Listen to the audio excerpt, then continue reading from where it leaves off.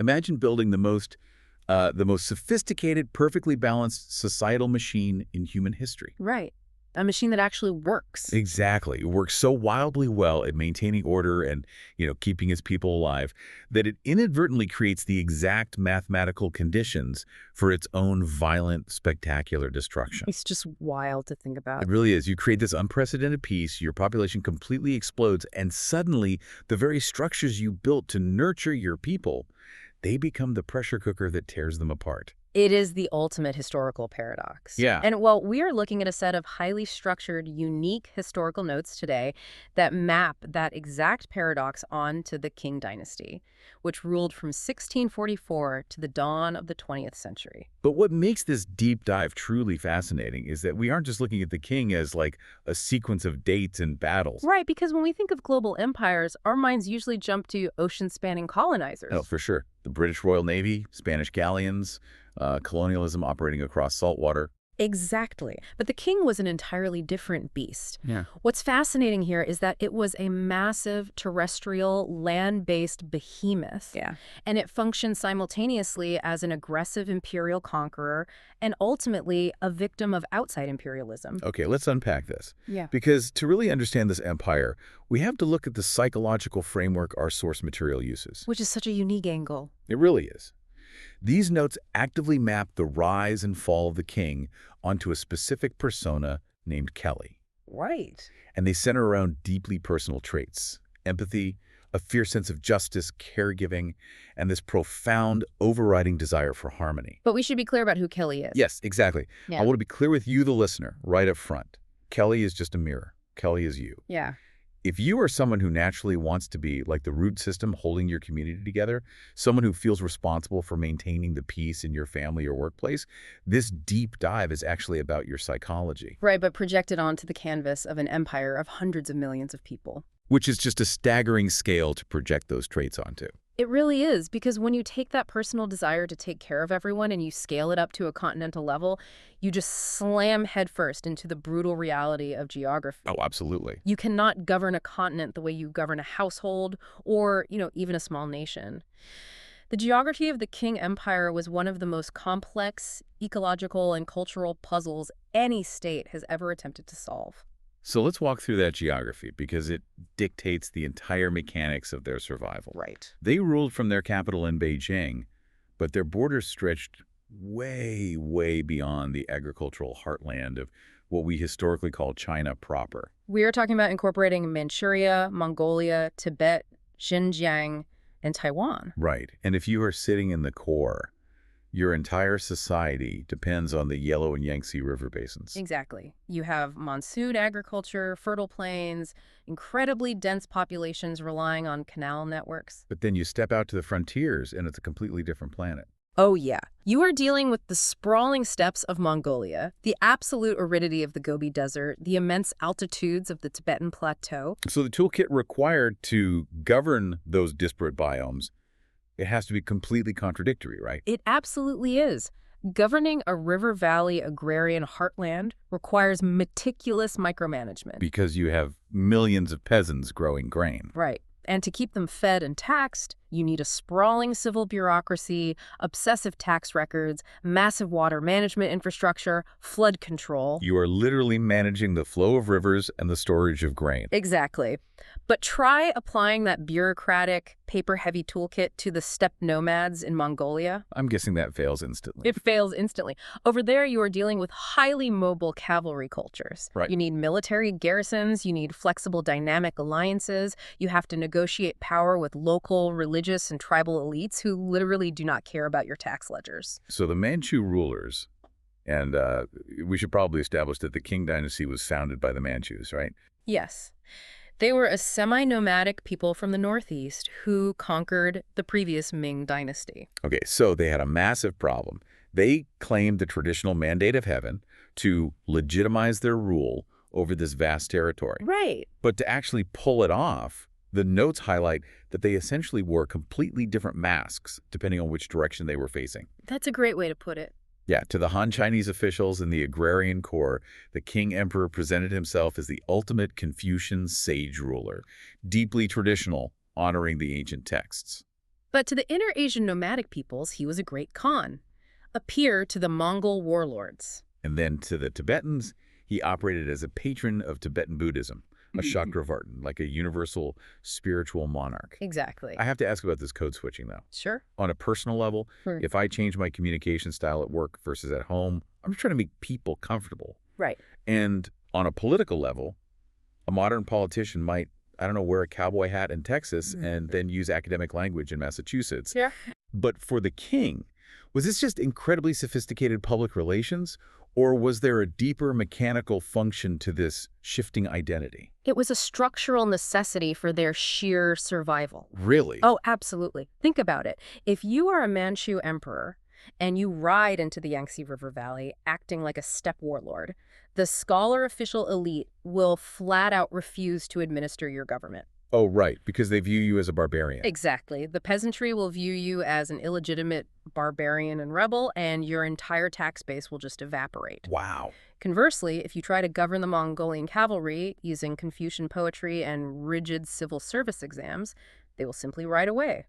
Or worse, organize and attack your borders. Okay, so this multi-faced approach was literally the only structural way to hold together these radically different ecological worlds. Exactly. The Qing state was fundamentally a multiethnic imperial system that strategically wore Confucian face only where it was required to manage the agrarian core. See, that is macro-level emotional intelligence. And it maps perfectly back to you, the listener. Well, if you intuitively read a room and adjust your language, your tone, your posture, so that everyone feels understood and secure, you are doing what the king emperors did across the Asian continent. That's a really interesting parallel. Right. They understood you can't force everyone to speak your emotional language. To maintain harmony, you must speak theirs. I would push back slightly on framing it purely as emotional intelligence, though. Okay, why? Because we have to look at the shadow side of that adaptability. The king weren't doing this out of a selfless desire to make everyone feel seen. Fair point. They were doing it to maintain absolute centralized control. They utilized the existing Chinese-style bureaucratic state, absolutely, but they strictly preserved their own Manchu military social organization. The 8-banner system. Yes, the 8-banner system. Walk me through the mechanics of the banner system, because the notes bring it up constantly as the backbone of their power. What actually was it? It wasn't just an army, it was an entire social stratification system. Like a caste system. Kind of. The Manchus organized their people, and eventually some allied Mongols and Han, into 8 banners, distinguished by different colored flags. Okay. But if you were a bannerman, that dictated your entire life. It dictated where you lived, who you married, your economic status. Wow, everything. Everything. And the king placed these banner garrisons in walled compounds inside major Chinese cities. They were literally physically segregated from the Han Chinese population. So they were basically an occupying force. Exactly. They were a hereditary military caste embedded deep within the empire, funded directly by the state. So yes, the emperor was a chameleon, but he was a chameleon backed by an embedded, segregated standing army that answered only to him. Which means to sustain this massive, multi-faced, geographically contradictory puzzle, and to pay for that embedded military caste, they needed an economic engine that never stopped. A relentless, perfectly tuned machine to keep the wealth flowing. And the vulnerability of that agrarian machine just cannot be overstated. Not at all. We are talking about an economy built almost entirely on grain production, staggering amounts of peasant labor, and land taxes. The daily reality for the vast majority of the population was rural, backbreaking, and constantly teetering on the edge of disaster. Yeah, a single late monsoon season, a localized drought, or a rupture in the dikes of the Yellow River didn't just mean a bad economic quarter. Right. It meant absolute sweeping devastation and mass starvation. Precisely. And the notes describe a society engineered to mitigate that vulnerability through obsessive hierarchical control. The structure was incredibly rigid. Very much so. You have the emperor at the apex. Right? Below him, the scholar official elites who ran the bureaucracy. Below them, ironically, the peasants, because they actually produced the food. Then the artisan? Yes. And at the very bottom of the social respectability ladder, the merchants, because they only moved wealth around rather than creating it. That's so completely flipped from how we view social ladders today. It is. And within the home, it was intensely patriarchal. Women's lives were heavily constrained. Right. In Han society, The practice of foot binding physically restricted women's mobility, literally tying them to the inner quarters of the household. Though we should note the complexity here. Women were the absolute central figures in preserving cultural traditions and managing the incredibly complex logistics of these large, multi-generational households. Right. But every single person had a very specific, inescapable place, and the survival of the state depended on everyone staying in that place. Yes. And the mechanism that enforced that hierarchy, the actual software running the bureaucratic engine, was the civil service examination system. I mean, it is difficult to convey the sheer scale of this system. It really is. It was an empire-wide, fiercely competitive, standardized testing system based entirely on the memorization and interpretation of classic Confucian texts. Let's play this out mechanically. Imagine you're a bright kid in a farming village. Okay. Your family, maybe your entire extended clan, pools what little silver they have to exempt you from field labor so you can study. Right, they invest everything in you. Exactly. You spend your entire youth, decades of your life, memorizing thousands of pages of ancient philosophy. Just massive amounts of text. And then you go to a provincial capital. You are locked in a tiny cell for 3 days with nothing but a brush, ink, and a bucket, writing highly formalized essays. And older men literally died of exhaustion in these cells. It's insane. So I have to wonder, was this actually a functional meritocracy providing real social mobility? Or was this a deliberate psychological trap?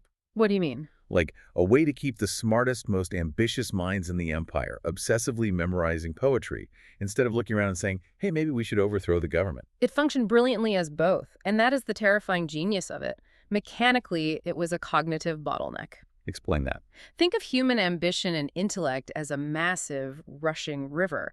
If you let it flow wild, it might carve new channels, disrupt the landscape, spark revolutions, or invent new technologies. Right. The Qing state built a massive dam across that river. They told the population, we will give you wealth, prestige, and power, but the only way through the dam is to perfectly internalize our values, our texts, and our rules. So a farmer's son could theoretically pass the exams and become a powerful magistrate. Yes. And that rare but real possibility is what legitimized the system in the eyes of the people. It created a cultural obsession with moral refinement and discipline. But it also created profound structural rigidity. Exactly. You have the brightest minds of multiple generations dedicating their entire cognitive capacity to looking backward at ancient texts. The state effectively captured the intellectual energy of the populace and redirected it entirely into maintaining the status quo. Yes. That is so deeply tied to the Kelly framework of caregiving that we talked about. How so? It's a system of care and structure that secretly functions as a mechanism of absolute control.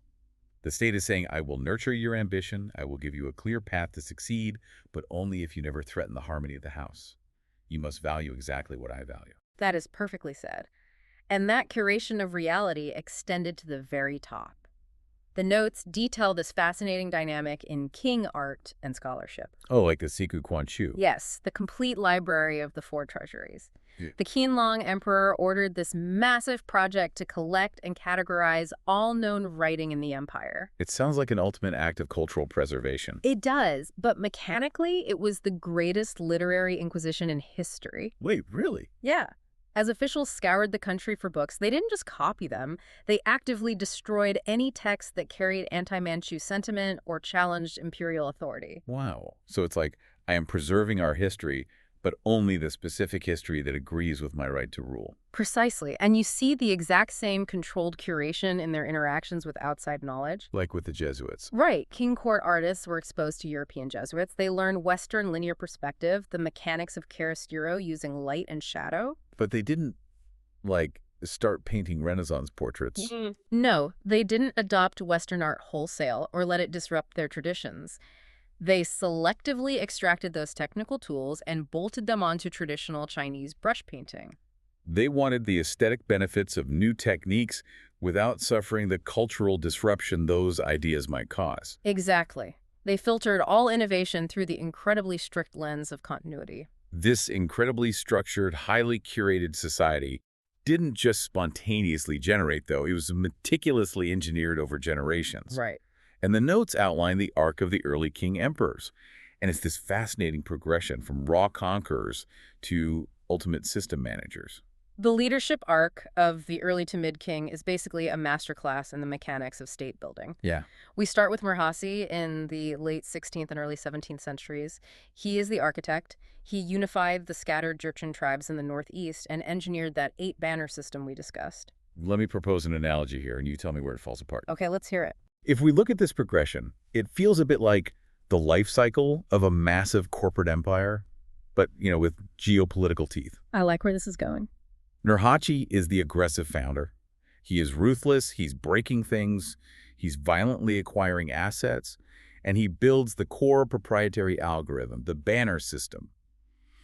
But he's essentially a warlord operating out of a garage. I will accept that analogy, provided we recognize that violently acquiring assets meant decades of brutal, bloody warfare. Right, totally fair.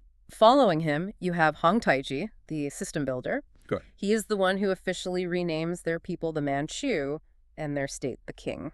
So he's the executive who incorporates the company, creates a sophisticated bureaucracy, and starts blending that raw Manchu military power with Chinese administrative techniques. Right, to make the enterprise look legitimate to the millions of people they are about to conquer. Then we hit the Kangxi Emperor, who ruled for over 60 years. Yeah. He is the stabilizer in our analogy. He's the CEO who takes the company global and makes it massively profitable. He pacifies the internal rebellions, secures the borders, and engages with European sciences. And doing so required immense bloodshed. Right. Kangxi is remembered as a hero who brought a golden age, but his pacification of the South, the suppression of the revolt of the three feudatories, was a massive, devastating civil war. That's a heavy price for stability. It is. After him, you have Yangcheng, the reformer. He is the strict, unforgiving COO. Oh, I see. He tightens the bureaucracy, attacks corruption mercilessly, and creates a grand council to centralize decision-making. He is highly efficient, deeply suspicious, and optimizes the entire machine. Which sets the stage for the Qianlong Emperor. His reign in the 18th century is the absolute peak. Yeah, yes. The empire reaches its absolute largest territorial size. He's a massive patron of the arts. He's basically taking the company public to a massive valuation. Right. Everyone is rich, the borders are secure, but beneath the surface, the company is getting bloated. The executives are getting corrupt. They stop innovating, and they start believing their own marketing. And the transition from Kangxi to Qianlong forces us to confront the moral complexity of this system, especially through the listener's psychological framework. How so? Well, the instinct to create harmony and stability is noble, but historically, at a state level, peace is rarely the natural resting state of millions of people. That's true. Perfect harmony is achieved and maintained by violently silencing anyone who disagrees with the root system's definition of order. Right. The root system is nurturing, yes. But if a weed threatens the garden, the root system will choke it out without hesitation. Exactly. That is a harsh reality for anyone who values peace. The price of peace is often rigid, unyielding control. Yes. And while these emperors were building this monolithic internal engine, their sheer size and success generated an incredible amount of energy. And that energy had to go somewhere. It pushed outward. But they didn't look outward as equals joining a global community, did they? No, not at all. They looked outward with the absolute, unshakable conviction that they were the cosmological center of the universe. Which brings us to a massive historical blind spot. Yes. In the 17th and 18th centuries, the king managed foreign relations through the tributary system. Let's look at the mechanics of this because it's so important. Okay. Countries like Korea, Vietnam, the Ryukyu Kingdom, they did not engage with the king as diplomatic equals. They were subordinate. Completely. They were required to send formal tribute missions to Beijing. They had to perform the kowtow, a physical prostration. Literally bowing down. Yes, acknowledging the supreme superiority of the king-emperor as the son of heaven. But what did the tributary states actually get in return? Why agree to that humiliation? Economics and security. In exchange for ritual submission, the king granted them lucrative trade access, formal recognition of their kings, which bolstered their local legitimacy, and military protection. So it was a functioning diplomatic system, but it was strictly unyieldingly hierarchical. Very much so. The king worldview was, we are the radiant center of civilization, and everyone else is varying degrees of barbarian who naturally orbit our light. Here's where it gets really interesting. Yeah. When we learn about China in the 19th century, we almost exclusively learn about them being the victims of colonialism. Right. We learn about them being bullied, exploited, and carved up by Western powers. But we entirely skip over the centuries prior, where the king were the aggressive, expanding colonizers of Inner Asia. Why is that? Because the later trauma of Western imperialism was so profound that it overwrote the preceding history in the global consciousness. Oh, that makes sense. If we connect this to the bigger picture, the king were not playing passive defense behind the Great Wall. They were actively, aggressively expanding. Give me an example. Let's look at the Dzungar Khanate. The Dzungars were a powerful nomadic Mongol empire in Central Asia. They were a legitimate rival to king power. The king didn't just fend them off. They launched massive, sustained military campaigns across the desert. They systematically dismantled the Dzungar state and essentially committed genocide against the Dzungar people. Oh. They cleared the land to incorporate it into their own empire, which they named Xinjiang, or New Frontier. Walk me through how the psychological framework explains this. How does the caregiving impulse, the desire for harmony, scale up into colonial extermination? Feels completely contradictory. It is the ultimate dark side of empathy, the shadow of caregiving. Think about the core operating belief of the king state. We are the bringers of universal harmony. Yes, we alone possess the mandate of heaven to order a chaotic world. If you genuinely, fundamentally believe that your system is the only way to achieve peace, and you look across your border and see a chaotic, nomadic empire, you don't just see a geopolitical threat. You see a population that is living outside the light of civilization. Exactly. So you conquer them not just for resources, but to fix them. Exactly. You intervene to bring them into the fold, to civilize them. A system that believes it is the sole arbiter of universal harmony can easily and with total righteous conviction justify dominating and destroying its neighbors. The logic is, I know what is best for the world, and I am going to force you to accept my help, even if I have to destroy your entire culture to do it. Yes, That is terrifying. it is. If you identify with those caregiver traits, it is a chilling reminder of how easily the desire to protect and manage can morph into paternalistic tyranny. Right. I'm doing this for your own good is the rallying cry of both the overbearing parent and the imperial conqueror. And for a long time, this center-the-world mindset worked flawlessly. As a continental land empire, they were the biggest, wealthiest power on the board. The tributary system functioned because, relative to their immediate neighbors, they were superior in administrative capacity and military might. But this exact cosmological certainty created a fatal vulnerability. Yes. When an entirely new kind of threat arrived, not on horseback from the steppes, but on ships from the sea, the king lacked the conceptual framework to even understand what they were facing. Which catapults us into the Great Collision. The clash between the king and the European maritime powers, primarily the British. Right. Let's look at the mechanics of trade before things broke down. For a long time, the king tightly, obsessively controlled European access. They restricted all Western merchants to a single port city, Canton, which is modern-day Guangzhou. And the Canton system was basically a masterpiece of quarantine. It really was. The king understood that foreign trade was lucrative, but they also viewed foreign influence as a contagion that could disrupt their internal harmony. So they forced entities like the British East India Company to deal exclusively with a guild of approved Chinese merchants called the Kuham. Exactly. The British were not allowed to enter the city proper, they couldn't bring their families, and they couldn't even learn the Chinese language. The king completely controlled the prices, the access, the flow of goods. The king mindset was, look, you barbarians are desperate for our tea, our silk, our porcelain. We don't really need anything you produce. Right. You can trade with us, but you do it strictly on our terms. You wait in this specific warehouse, you pay us in solid silver, and you behave. That system fundamentally clashed with the emerging reality of the 19th century European worldview. How so? Britain was undergoing the Industrial Revolution. They were developing a massive capitalist engine that demanded constant expansion, free markets, and diplomatic equality. Okay. Furthermore, the British appetite for Chinese tea had become a massive macroeconomic problem. They were hemorrhaging silver into China and had literally nothing the king wanted to buy in return.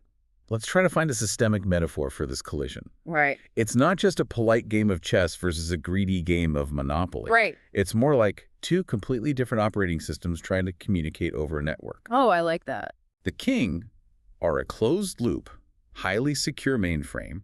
They only accept specific inputs, And they reject any unrecognized code to protect the system's integrity. And the British. The British are a rapidly expanding open-source virus that is programmed to infiltrate, extract resources, and force every system it touches to adopt its protocol. That's a great way to look at it. When the British realize the King mainframe won't accept their standard trade protocols, they don't negotiate. They inject malware. And that malware was opium. The British East India Company realized they could mass-produce opium in their colonial holdings in India and smuggle it into China using private country ships. They essentially weaponized a narcotic to balance a trade deficit. Yes. The mechanics of it were insidious. It wasn't just a foreign invasion. The British corrupted the king system from the inside out by bribing local officials and merchants to facilitate the smuggling. The impact was catastrophic. It caused millions of addictions, completely disrupted local economies, and reversed the flow of wealth, Suddenly, silver was draining out of the Qing Empire to pay for the opium. which crippled their internal tax systems because peasants couldn't acquire the silver they needed to pay their taxes. Exactly. So the king pushed back. They send Lin Zexu, an incredibly capable, incorruptible official, to Canton to stop the trade. The notes describe him as a moral resistor. Lin Zexu is one of the most fascinating figures of this era. He arrives in Canton and operates entirely within the moral framework of the king. What does he do?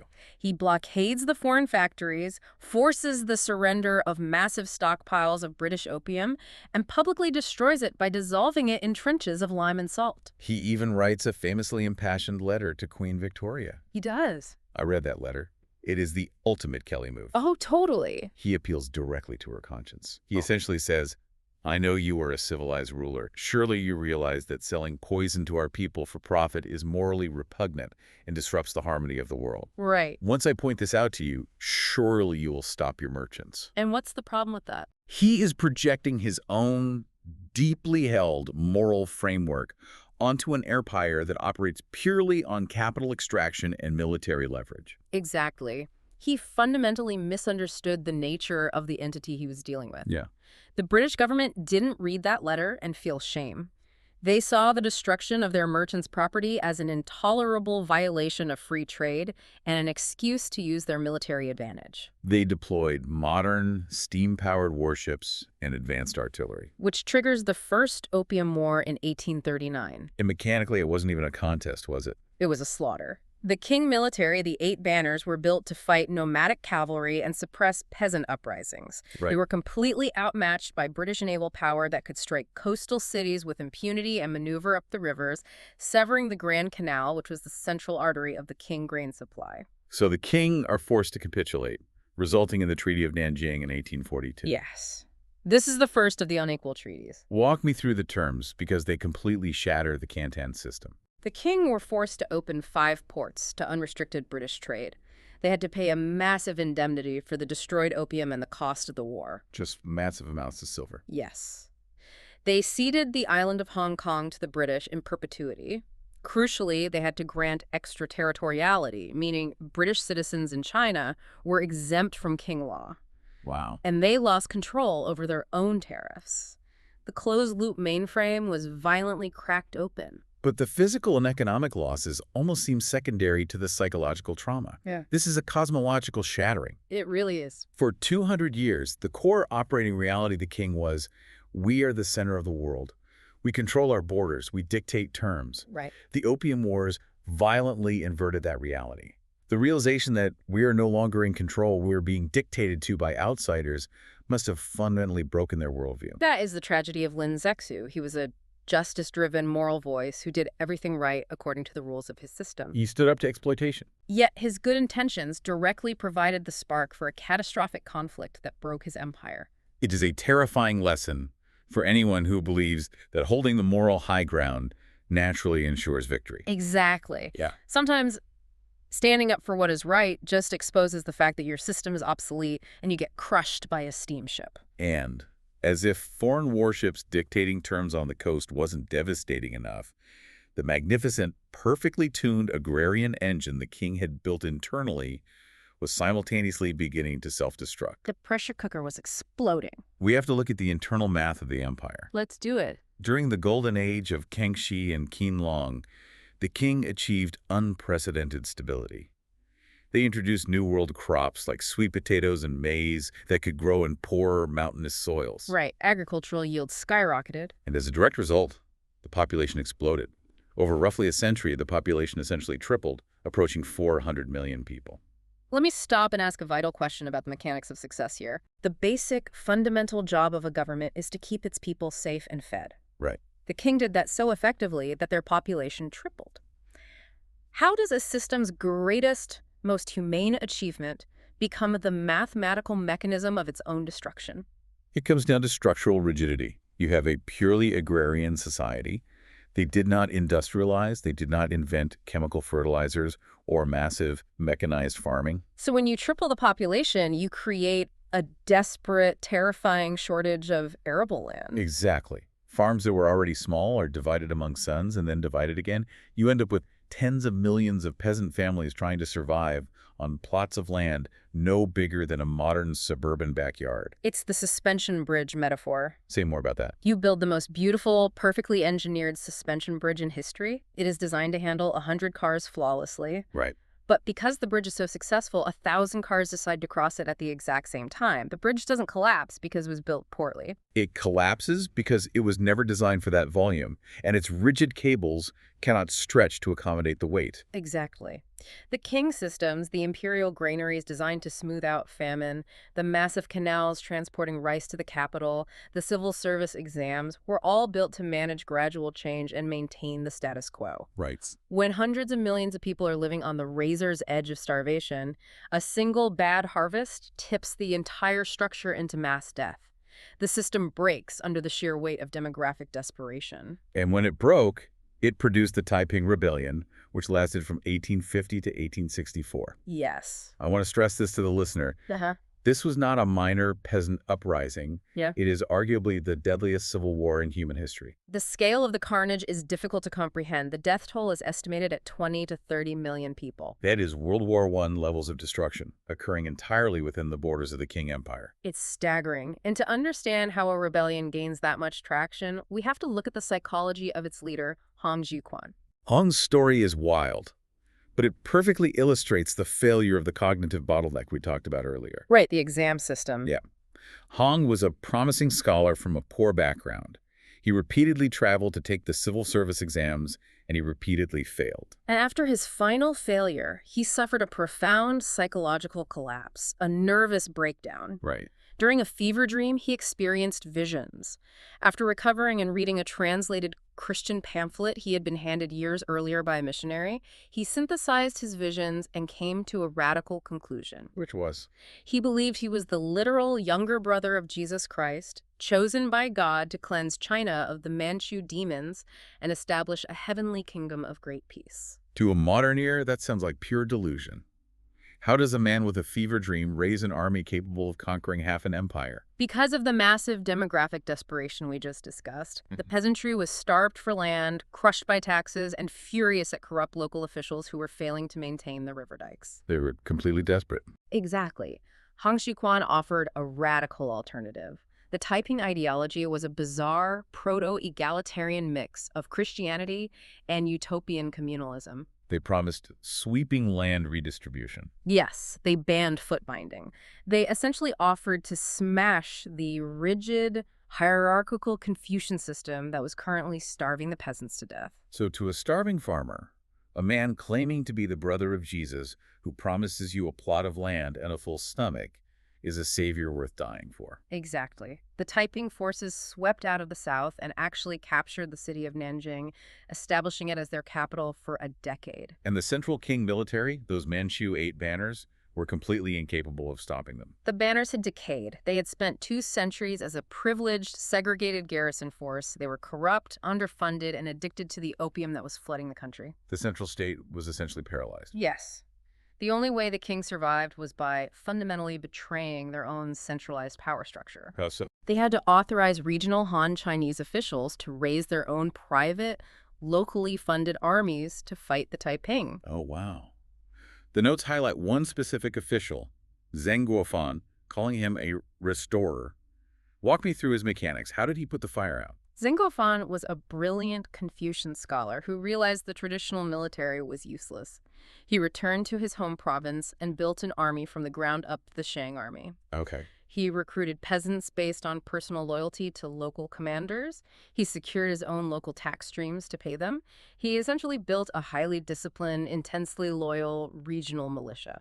And he used them to slowly, methodically, and brutally crush the Taiping Rebellion. Yes, eventually recapturing Nanjing and massacring the defenders. He restored order, but at what cost? He ground the rebellion into dust, but he permanently altered the DNA of the empire. Exactly. The central authority of the emperor was prominently compromised. The power to raise armies and collect taxes had shifted from the Manchu court in Beijing to these regional Han warlords. Furthermore, the agricultural heartland of the lower Yangtze was reduced to ash and mass graves. The financial cost was staggering. This era triggered an absolute legitimacy crisis. Because, in the eyes of the populace, you do not lose 30 million lives to a civil war and get your coastal cities bombed by foreign gunboats if you still possess the mandate of heaven. Right. The spiritual and moral authority that justified the entire system was evaporating. Which means the final generation of Qing leadership is backed into an impossible corner. Yes. They are facing demographic implosion internally, industrialized imperialism externally, and a decentralized military. They have to make impossible choices just to survive another day. This brings us to the final gasp of the empire: adaptation, survival, and collapse. The late 19th century is a frantic, desperate flurry of crises. It is an empire trying to plug holes in the hull of a sinking ship while the sails are on fire. And the central figure who navigates this impossible era is the Empress Dowager Cixi. Cixi is a fascinating figure because pop history and older textbooks often portray her as a cartoonish villain. Right. The reactionary, stubborn dragon lady who refused to modernize and single-handedly doomed China. But the notes present a much more nuanced, pragmatic view of her leadership. She was a political survivor of the highest order. She navigated vicious court factionalism, foreign invasions, and regional rebellions to hold a shattering empire together for nearly half a century. She wasn't inherently opposed to all change, was she? No, she was opposed to change that would dismantle the dynasty's control. She oversaw the self-strengthening movement, which was the king's desperate attempt to upgrade their capabilities. Let's analyze the mechanics of the self-strengthening movement. Okay. The core philosophy was Chinese learning for the fundamental principles, Western learning for practical application. Right. They wanted to buy Western steamships, build arsenals to manufacture modern rifles, and translate engineering manuals. But they absolutely refused to alter their Confucian exam system, their absolute monarchy, or their rigid social hierarchy. The strategy was to acquire the weapons of modernity without enduring the disruption of modernity. All right. They built the Jiangnan arsenal. They purchased ironclad warships from Germany for the Beiyang fleet, but it was a superficial modernization. I want to revamp an analogy here. Go for it. It's not just trying to put new software on an old computer. It's like trying to bolt a massive coal-fired steam engine onto a beautifully crafted wooden horse-drawn carriage and expecting it to win a train race. Oh, that's perfect. You have the engine, sure, but you don't have the steel tracks, you don't have the braking system, you don't have the network of mechanics who understand how to fix the boiler. That is the mechanical reality of their failure. The Qing elite fundamentally misunderstood what made the West powerful. They thought the power resided entirely in the physical gun. Right. They failed to realize that the gun was merely the end product of a massive systemic software update. The scientific method, industrial capitalism, modern banking structures, joint stock companies, and radically new political organizations. You cannot buy a modern navy if your corrupt bureaucracy is embezzling the funds meant for artillery shells, which actually happened. And the definitive, humiliating proof that the self-strengthening movement failed arrived in 1894 with the Sino-Japanese War. This was a psychological blow that the king never recovered from. Yes. For centuries, the king had viewed Japan as a smaller, peripheral nation, a former student of Chinese civilization. But Japan had taken a radically different path. During the Meiji Restoration, Japan ruthlessly dismantled its own traditional feudal structure. We updated their software and their hardware. Exactly. They embraced Western legal systems, military doctrines, and industrialization. When Qing and Japanese forces clashed over political influence in Korea, the fully modernized Japanese military absolutely decimated the larger, heavily armed but poorly organized Qing forces. The notes phrase it perfectly. A former student surpasses the teacher. Right. To the king, losing to the British was terrible, but the British were an incomprehensible alien force from the other side of the planet. But losing to Japan. Right, losing to Japan, a neighbor they considered culturally inferior, proved that simply buying foreign ships wasn't enough. The system itself was rotten.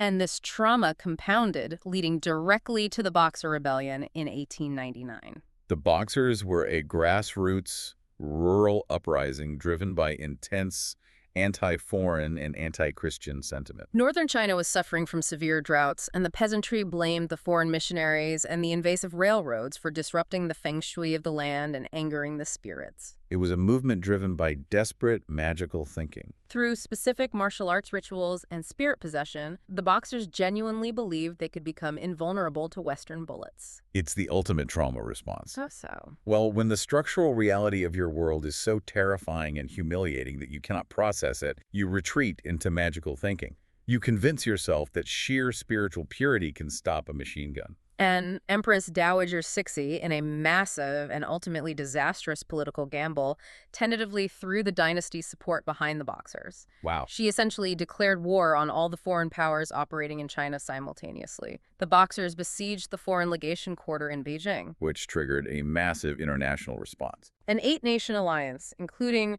troops from Britain, the U.S., Japan, Russia, France, Germany, marched on Beijing. Right. They easily crushed the Boxers, forced the imperial court to flee deep into the interior, and brutally looted the capital. They imposed the Boxer Protocol, which demanded massive financial indemnities that effectively bankrupted the dynasty forever. It was the final, inescapable destruction of their sovereignty. And so the machine finally stops. Cixi dies in 1908, leaving a toddler, Puyi, on the throne. By 1911, an accidental bomb explosion by revolutionaries in Wuchang sparks a mutiny. The military uprising spread rapidly across the provinces. The king's central government simply lacks the financial capacity, the military power, and the moral authority to stop it. In 1912, the last emperor abdicates. The 2,000-year-old imperial system is replaced by the Republic of China, initially led by revolutionaries like Sun Yat-sen. Though, as we know, this didn't magically fix the country. It plunged it into decades of brutal warlordism and fracture. The massive, incredibly intricate, rigidly structured vase had finally shattered. Let's take a step back and analyze why they fell. It wasn't because they were inherently evil, and it wasn't because they were intellectually incapable of innovation. Why did they fall then? The king fell because they were a perfectly adapted organism designed for an environment that ceased to exist. Oh, that makes sense. The 19th century demanded blistering speed, ruthless industrialization, and aggressive global competition.